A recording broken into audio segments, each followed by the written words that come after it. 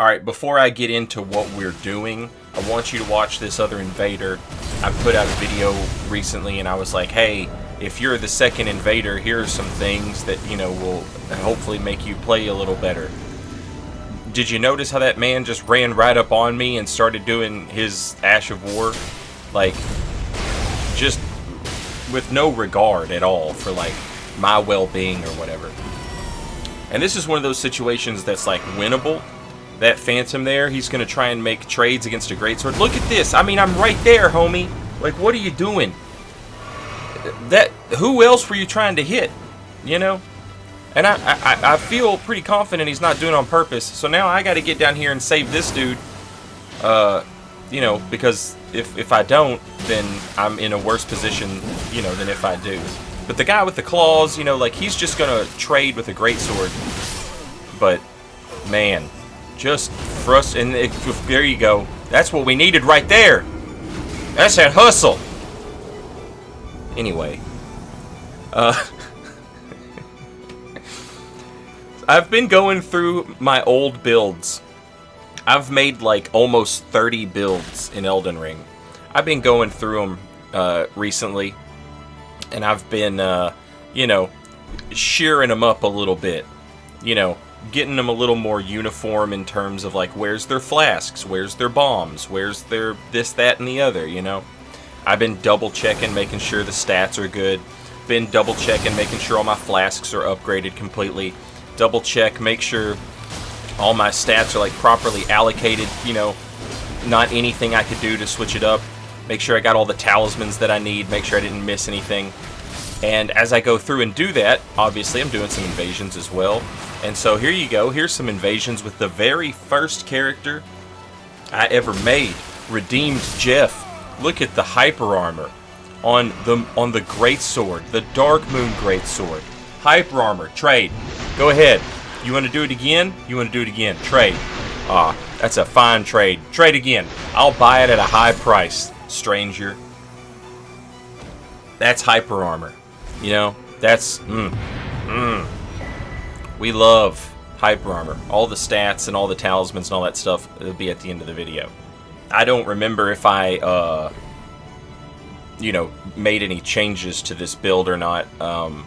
You know, as I was going through looking at it, I don't remember if I made any changes to the stats. But this thing is pretty much just pure intelligence with a touch of endurance. It's at an odd level. We're at level 100, and we have max weapons, plus 25, plus 10. You know, so this is an odd one, but you know, I get activity with it, and you know, I don't feel like I'm at, you know, a unwinnable disadvantage, you know what I'm saying? So I just roll with it. Seems fine. Seems good to me. This build is like a little bit of a callback to a build I started making in Dark Souls 3.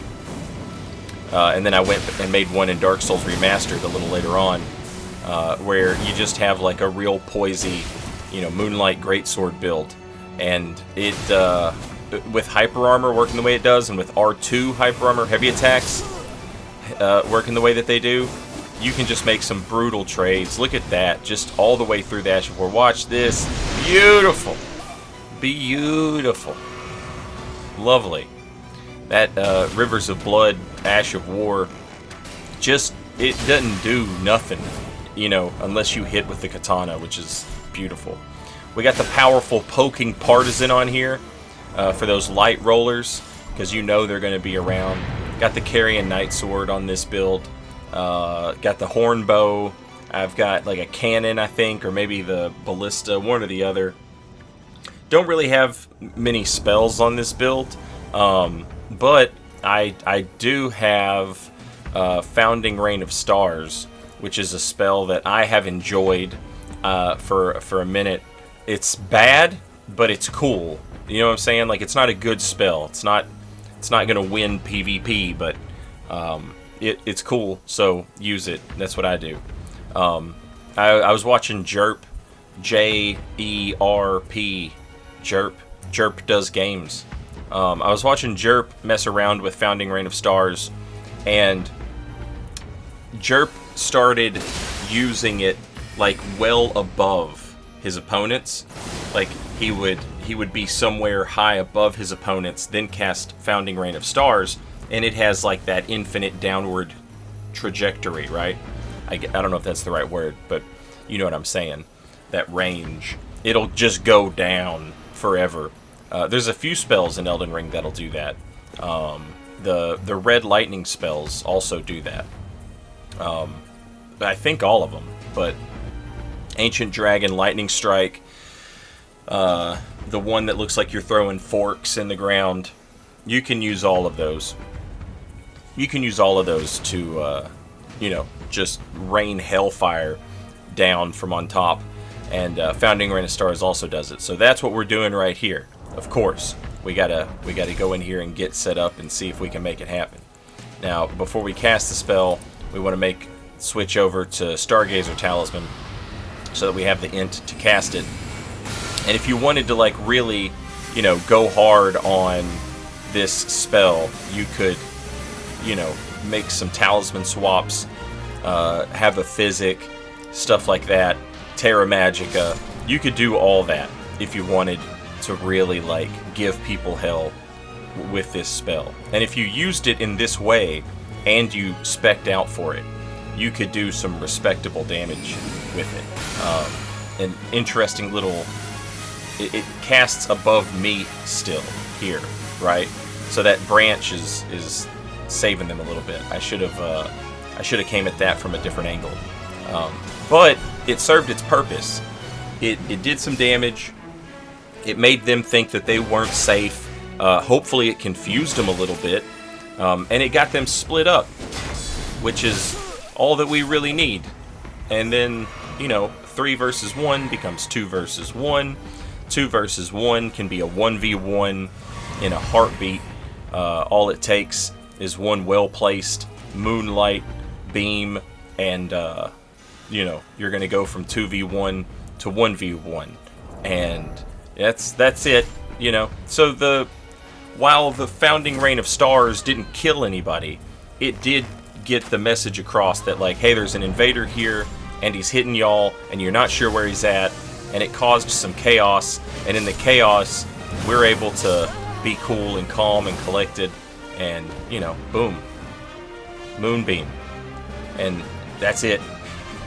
Now it's 1v1. And this dude, or this lady, just stuck herself against a wall. Rip. Rip. Those moonbeams are absolutely devastating. When they hit, if you hit with a moonbeam and your build is spec'd out to do damage with the moonbeam, and they get frostbite on top of that, that damage that they take is insane. That was 1100 damage. Now some of these people might be like some Sore Seal or Scar Seal gamers, which, at this point, probably not smart to have that on, but, who am I to tell them how to play their game? You just keep rocking that Sore Seal. You just keep rocking that Scar Seal, that Sore Seal at level 100 or whatever. You just do you, and I'll do me, and we'll both just have a good time.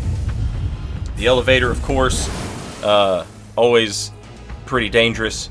If you're taking an elevator up and you don't see the marker for the host on the compass, it's a pretty good bet that they are standing at the top of that elevator, or at the bottom, depending on which way you're coming from. But it's a pretty good bet that they're standing there just waiting for you to show up. So, pay attention to that. When you get close to an elevator, look on your little compass marker there and see if you see the host. If you don't see them, they're close. And if they're close, they're at the top of that elevator, right? The Night Maiden's Mist. I know we added that to the build. We didn't have that on the build before. But look at that dude, just succumbing. He's succumbing so hard. Now we gotta wait for this dude's stamina to wear off. Now we just gotta be careful, because one hit kills us, one hit kills him. Ooh, scary, scary. You wanna sip, Alright. So he takes the elevator back down. He wants to regroup, I think I left the R out of the word regroup. But yeah, he wants to regroup with the host. That's fine. We hit him with that Founding Rain of Stars on the way down. Didn't have the sword buffed, unfortunately, right there. But the Founding Rain of Stars doing work, baby. Now we just gotta dodge 2 dudes. Boom, boom, boom, boom. Uh-oh. Made a mistake right there, didn't we? Now don't get hit. Don't get hit. Whatever you do, Saint. Oh, it's stressful, isn't it? It's stressful. Imagine playing it. That's stressful just watching it. Imagine how tight my butthole was clenched up when that was happening. If I'd had coal in my belly, I would have shit a diamond. And my man here with the Carrion Piercer, I'm sorry, the Carrion Slicer. Absolutely terrifying to play against Slicer Greatsword. But, you know, we got the spear to keep us covered. Got the beautiful parry, too. And that powerful poking partisan. Proudly part of the Panoptic Panoply. Ooh. Good invasion. That was actually a really good invasion. But, yeah. There you go. Little redeemed Jeff. Here's the stats and the equipment. You guys take a look if you're interested in that. This is, you know, this is the build that started it all. So it was cool to go back and revisit it. We got him a new hat, by the way. Moonlight Greatsword with a weird hat. That's kind of my thing. And after playing the game, reading the item descriptions, it occurs to me that EG's Mirror Helm is basically like those people who wear tinfoil hats to keep the government out. And so it's perfect. That's a great weird hat, and it's poisey, and it just fits. It fits really well. Okay, that's the video. Thanks for watching. See y'all next time. Later, y'all.